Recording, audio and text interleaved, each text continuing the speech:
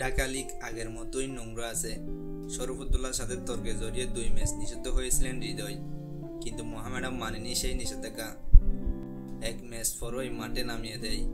এতে শরফুদ্দোল্লা অসম্মানিত বোধ করে 2 লাখ টাকা মাসিক বেতনের বিসিবির চাকরি ছেড়ে দেওয়ার সিদ্ধান্ত নেয়। আবার বিসিবি শাস্তি বাড়াতে চাইলে এবার তামিমদের চাপে বিসিবি শাস্তি বাড়াতে পারেনি।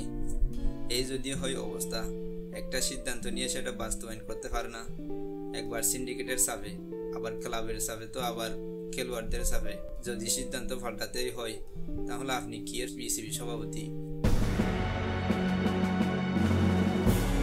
এবার বলা বন্ধ করেন আমি বিসিবি প্রেসিডেন্ট ফারুক আহমেদ। এবার থেকে বলেন আমি সিন্ডিকেটের চাকর। পারলে অনিয়ম তামান, না হলে বিদায় নেন। চেয়ারে বসে বসে ডায়লগ দেওয়া শুনতে আর ভালো লাগে না। অবশ্যই এই চেয়ারে মানুষ পাল্টিলেও স্বভাব পাল্টে না।